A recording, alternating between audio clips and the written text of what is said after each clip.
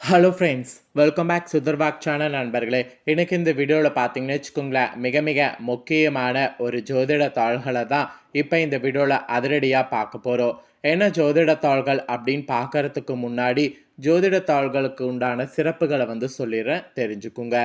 அதாவது தற்போது தமிழ் மாதத்தில் 9வது மாதமான மார்கழி மாதமானது பிறந்து நடந்துட்டு இருக்கு. மார்கழியுடைய கடைசி 20 நாட்கள் 100% விதி மாறி ஒவ்வொரு ராசிக்காரங்களுக்கும் தலையெழுத்து மாறும். அதற்கு காரணம் என்னன்னா கிரகங்களுடைய அமைப்பு. அந்த கிரகங்களுடைய அமைப்பு ஒவ்வொரு ராசிக்காரங்களுக்கும் என்ன பலனை கொடுக்குங்கிறத அந்தந்த ராசிக்காரங்க தெரிஞ்சு பலனடையணுங்கிறதுனால ஒவ்வொரு ராசிக்காரங்களுக்கும் என்ன தலையெழுத்து அப்படிங்கிறத ஷேர் பண்ணிட்டு இருக்கேன். அதில் இன்னைக்கு இந்த வீடியோவில் கும்ப ராசிக்காரங்களுக்கு ஷேர் பண்ண போகிறேன். மகத்துவம் நிறைந்த இந்த மார்கழியுடைய கடைசி 20 நாட்கள் உங்கள் ராசிக்கு என்ன மாதிரியான பலன் கிடைக்கும் அப்படிங்கிறத இந்த வீடியோவில் தெரிஞ்சு அந்த பலன்களுக்கேற்ப நடந்து பலனடைங்க. அதுக்கு முன்னாடி மார்கழி மாதத்துக்கான சிறப்புகளை ஷேர் பண்ணுறேன். ஆக்சுவலி தமிழ் மாதத்தில் 9வதாக வரக்கூடிய மாதம் மார்கழி மாதம். மார்கழி மாதத்துக்குன்னு தனி சிறப்புகள் இருக்குது. இந்த மார்கழி மாதத்துடைய சிறப்புகளை தெரிஞ்சுக்கிறது கண்டிப்பாக ரொம்ப அவசியம். அதனால் மகத்துவம் மிகுந்த மார்கழி மாதத்துடைய சிறப்புகளை ஷேர் பண்ணுறேன். ஃபஸ்ட்டு மார்கழி மாத சிறப்புகளை தெரிஞ்சுக்குங்க. மனிதர்கள் நமக்கு ஒரு வருடம் என்பது தேவர்களுக்கு ஒரு நாள்.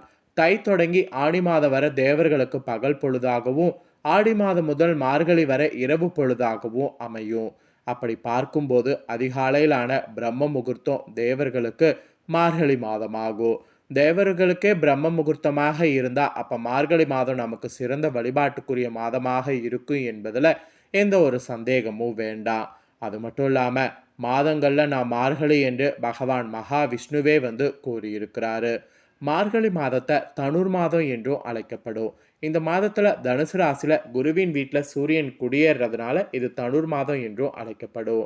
சிறப்புகள் நிறைந்த மார்கழி மாதத்தில் அதிகாலையில் குளித்துவிட்டு பாவை நோன்பு அனுஷ்டித்தால் மனதிற்கு பிடித்த கணவர் கிடைப்பார் என்பது நம்பிக்கையாகவே சொல்லப்படுது. இதனாலேயே மகத்துவம் நிறைந்த மார்கழி மாதத்துல உலக நாட்டங்களை குறைத்து இறைவனிடம் அவர் திருவடி சார்ந்த செயல்பாடுகளை மன ஒன்ற வேண்டும் என்பதற்காக வேறு எந்த நிகழ்வுகளையும் நடத்தாம பார்த்து கொண்டார்கள் அந்த காலத்துல முன்னோர்கள். அதன்படியே மார்கழியில சுக நிகழ்வுகளை இன்றளவும் தவிர்த்துட்டு இருக்கிறாங்க நம்மளுடைய வாழ்க்கையில.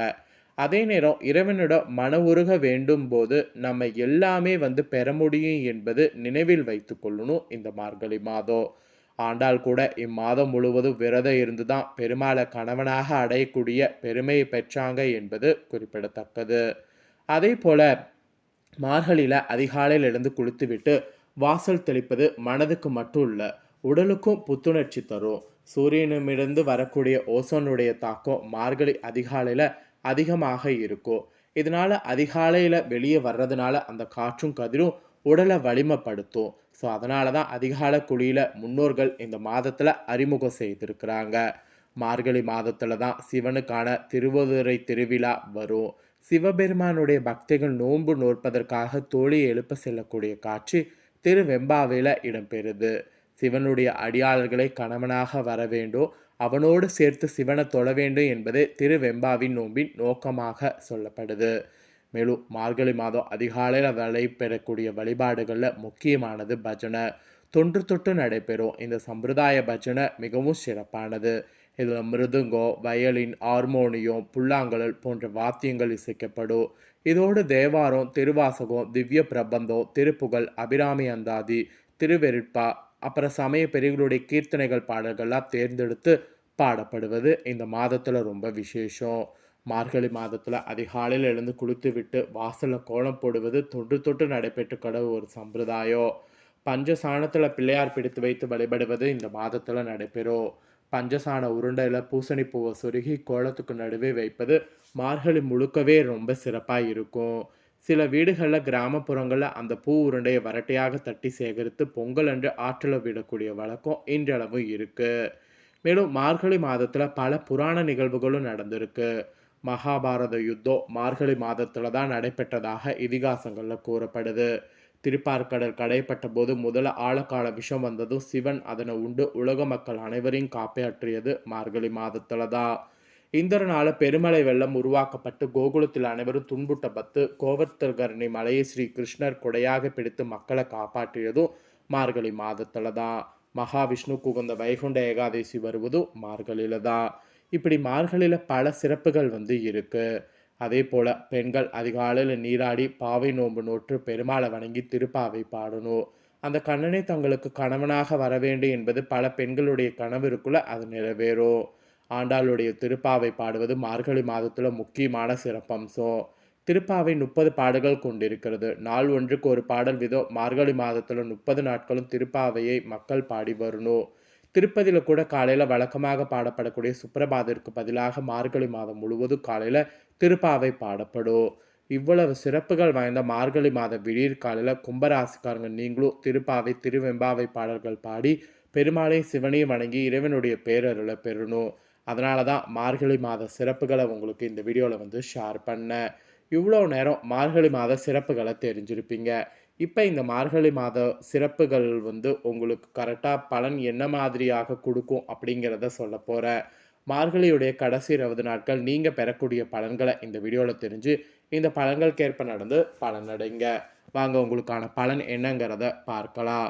அதாவது தொழில்காரகனான சனியை அதிபதியாக கொண்ட கும்பராசி அன்பர்களுக்கு இந்த மார்கழியுடைய கடைசி 20 நாட்கள் உங்கள் சகோதர சகோதரிகளிடம் ஏற்பட்ட கருத்து வேறுபாடுகள் மறைந்து ஒருவருக்கொருவர் ஒற்றுமையானது வளரும். அவர்களோடு சேர்ந்து இனிய பயணங்கள் செய்கிறது நல்லது.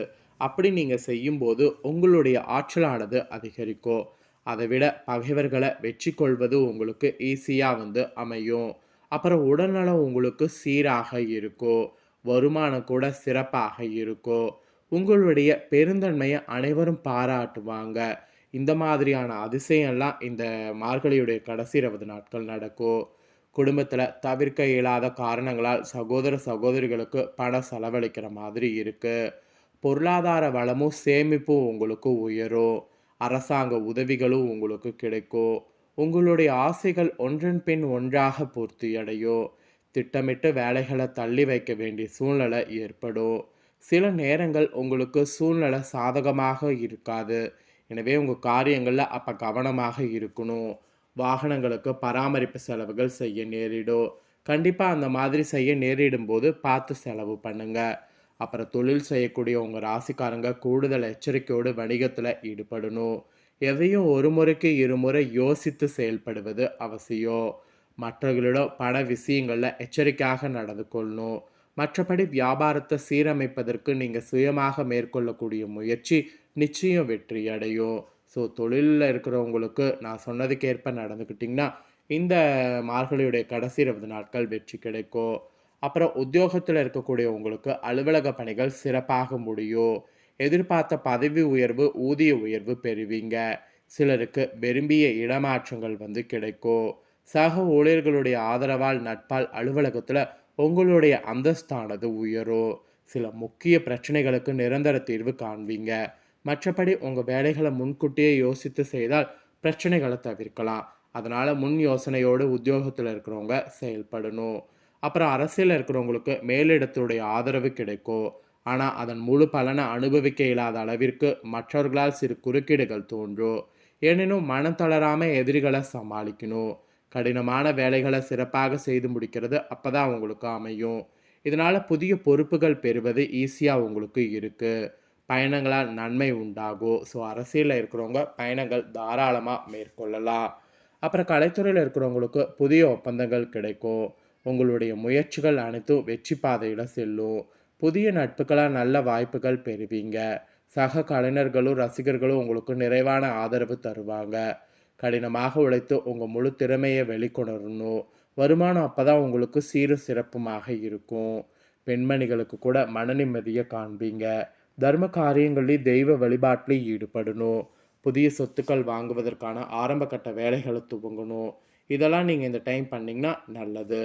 அப்புறம் மாணவ மாணவிகளுக்கு உற்சாகமான மனநிலையோடு கல்வியில் ஈடுபடணும். அப்போ தான் வெற்றி பெற முடியும்.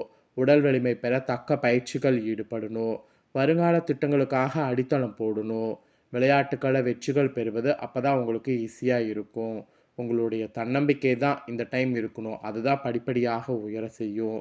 மொத்தத்தில் கும்பராசியில் பிறந்தவங்களுக்கு மார்கழியுடைய கடைசி 20 நாட்கள் இதுதான் பலன் என்று குறிப்பிடப்பட்டிருக்கு. குறிப்பிடப்பட்டதை தெளிவாக இந்த வீடியோவில் வந்து ஷேர் பண்ணிட்டேன். ஷேர் பண்ணதை தெரிஞ்சிருப்பீங்க. தெரிஞ்சதுக்கேற்ப நடந்து பலன் பெறுங்க.